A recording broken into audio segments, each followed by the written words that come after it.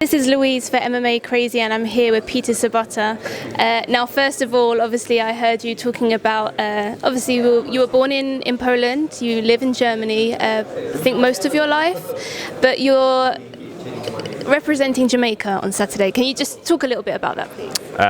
Yeah, it's kind of a funny story, probably for most of you, but for me it was an annoying topic in the past, because I was born in Poland and raised in Germany. So this question, like, are you Polish or are you German, is a question in my life for my entire life, and I really don't like this question because, of course, I have two hearts. I have this Polish side and this German side, and whatever I say, somebody gets annoyed because of this. This is why I chose to represent Jamaica in the future, so nobody will ever ask me this question, hopefully. And I also want to send out the message that it's not important where you're from, but who you are. So this is a permanent decision going forward? For sure it is, yeah.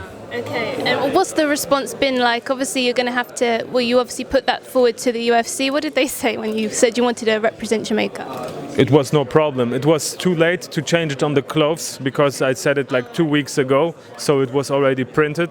But on my next fight I will walk out with the Jamaican flag on my clothes, but on the tail of the tape it will be the Jamaican flag, and I think it's a pretty cool thing.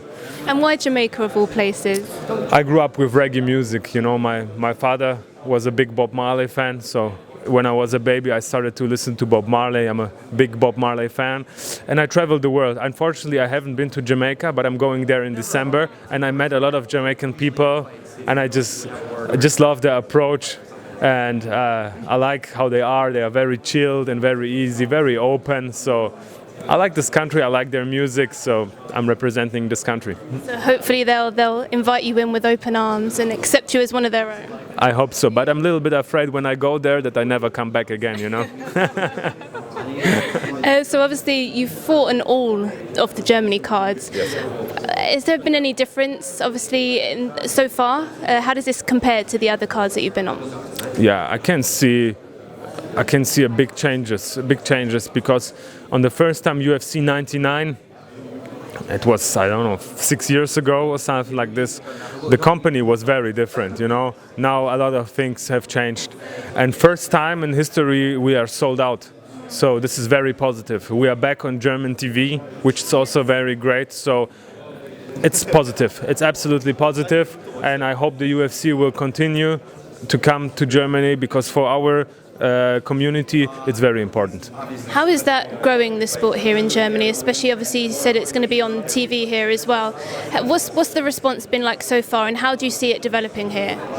It's developing good, you know. Since the UFC came here for the first time back in 2009, you could see big changes. A lot of gyms popping out, a lot of good, new, hungry fighters. And it's important, you know, to be in TV, because a lot of people will see it, will like it, and will join our sport. So the sport will grow, I'm sure, in the next years.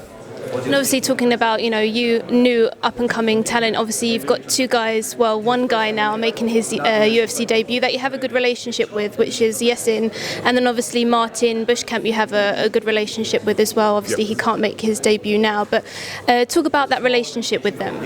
You know, I'm involved in the sport for a pretty long time, longer time than most of the fighters are. And actually, Martin Bushkamp, he's a fighter from my team in my gym, which I'm the owner of.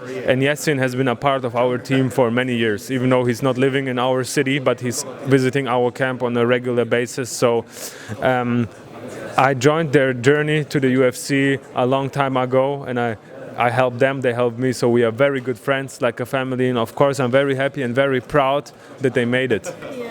And what's that like, obviously, having to, you know, being able to share this card with them?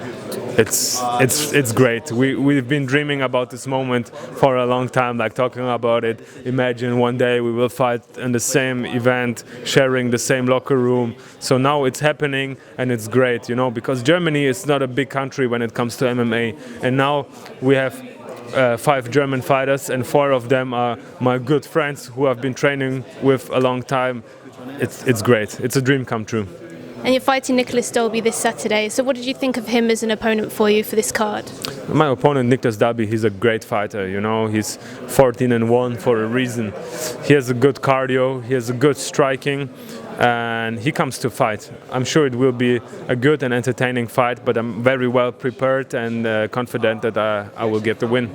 And you went out to Thailand, is that right, to work on some Muay Thai and Jiu-Jitsu? I was in Thailand. I was in Thailand 2 times already. Last time I was training in Koh Samui and Koh Tao, where I trained a lot of Muay Thai, of course. But the preparation for my fight was in my home gym in Balingen at Planet Eater. But it's always good to travel, see other gyms, other places, to learn new things, which I do on a regular basis. So how do you see this fight unfolding on Saturday then in front of your hometown? You know, when I close my eyes and visualize the fight, I see myself either knocking him out or submitting him. Okay, well, we look forward to seeing it. Thank you. Thank you very much.